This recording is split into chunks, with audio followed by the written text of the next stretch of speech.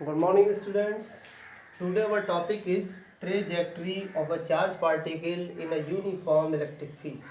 आज का हमारा टॉपिक है कि यूनिफॉर्म इलेक्ट्रिक फील्ड में चार्ज पार्टिकल की ट्रेजेक्ट्री यानी motion of charge particle in uniform electric field.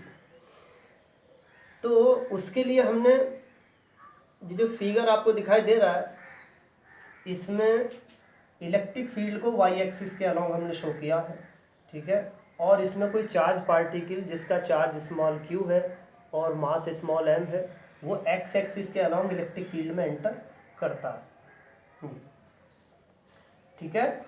तो जब वो इलेक्ट्रिक फील्ड में एंटर करता है तो उस पर इलेक्ट्रिक फोर्स लगेगा और इलेक्ट्रिक फोर्स जो है इलेक्ट्रिक फील्ड की डायरेक्शन में लगता है उस पर, यानी वाई एक्सिस के अलॉन्ग उस पर इलेक्ट्रिक फोर्स लगेगा।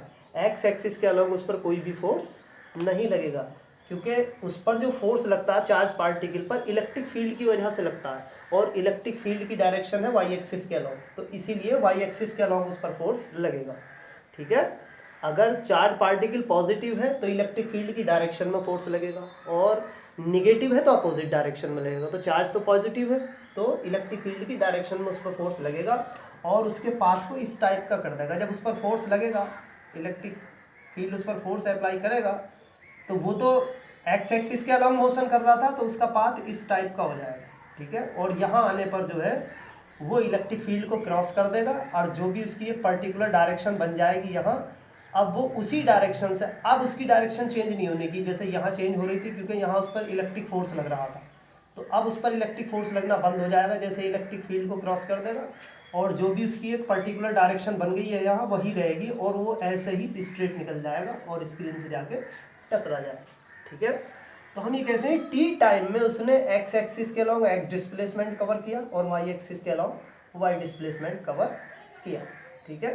तो यही हमें निकालना होता है इसमें, उसी से इसका पाथ क्लियर होता है। तो हम इसमें कैसे लिखेंगे कि suppose a charge particle of charge Q moving along x axis enter the electric field with velocity v, a force act upon it along y axis whose magnitude, तो magnitude of force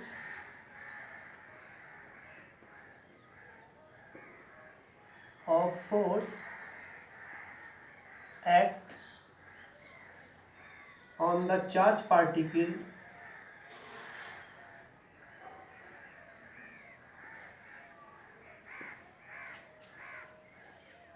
F is equal to along y axis, along y axis, y axis के along तो उस पर लगेगा ही force, तो F is equal to Q E force उस पर लगेगा।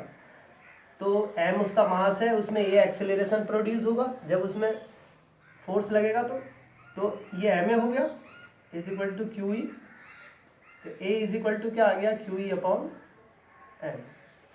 अब उसमें इतना एक्सेलरेशन प्रोड्यूस होगा। अब हम क्या करेंगे उसमें, वो टी टाइम में एक्स एक्सिस के अलॉन्ग एक्स डिस्प्लेसमेंट कवर करता है, वाई एक्सिस के अलॉन्ग वाई, तो एक्स और वाई की वैल्यू निकाल देंगे हम सेकंड इक्वेशन ऑफ मोशन का यूज करके, ठीक है। तो x is equal to displacement covered by the charge particle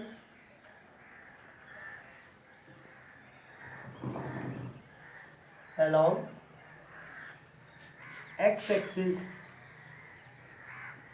in t time। तो x इज इक्वल टू क्या आएगा यू एक्स टी और प्लस के हाफ ए टी स्क्वायर, ये इनिशियल हो एक्स एक्सिस के अलॉन्ग वेलोसिटी आ गया। तो हमने क्या बताया था, उस पर जो इलेक्ट्रिक फोर्स लगेगा वो वाई एक्सिस के अलॉन्ग लगेगा, एक्स एक्सिस के अलॉन्ग उस पर इलेक्ट्रिक फोर्स नहीं लगेगा।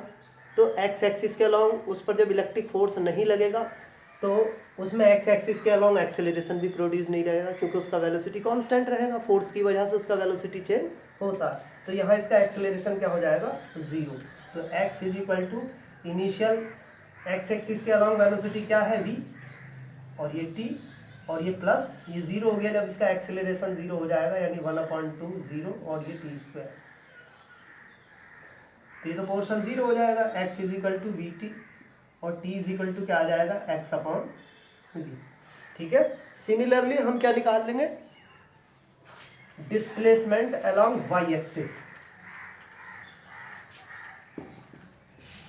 डिस्प्लेसमेंट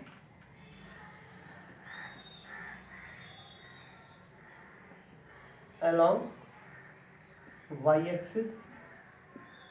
तो y is equal to u y t और प्लस के हाफ ए टी स्क्वायर, ये इनिशियल वर्टिकल वेलोसिटी है।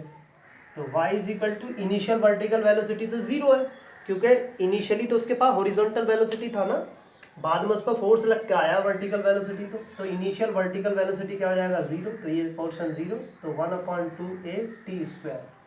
अब ए की वैल्यू यहाँ सब्स्टिट्यूट कर देंगे, y is equal to 1/2 a क्या आया हमारे पास, क्यू ई अपॉन एम, ये, और t की वैल्यू क्या आई थी x अपॉन वी, इसका स्क्वायर।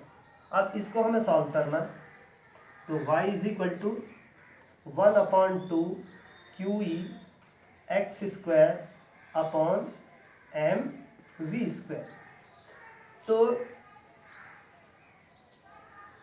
इसकी इक्वेशन ये आ गई। तो अब हम इसमें देखते हैं, देखो Q चार्ज है उसका, वो कांस्टेंट है, इलेक्ट्रिक फील्ड वो कांस्टेंट है, मास वो कांस्टेंट है उसका, ठीक है, और उसका जो ये हॉरिजॉन्टल वेलोसिटी है वो कांस्टेंट है। तो चेंज क्या होगा एक्स स्क्वायर और उसका डिस्प्लेसमेंट। तो ये जो कांस्टेंट है, तो y is equal to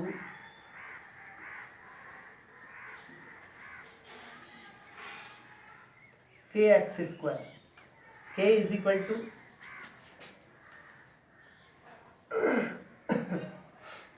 k is equal to क्या आ जाएगा 1/2 q e upon m v square. इसको हमने k कह दिया कांस्टेंट को। तो ये इक्वेशन एक y is equal to c x square, ये पैराबोलिक इक्वेशन के की तरह है ये equation. This is equation is of the form of parabola. This equation is of the form of parabola, ठीक है। Hence the path of charge particle in uniform electric field is parabolic। तो charge particle का path जो है वो electric field में क्या होता है, पैराबोलिक होता है, ठीक है।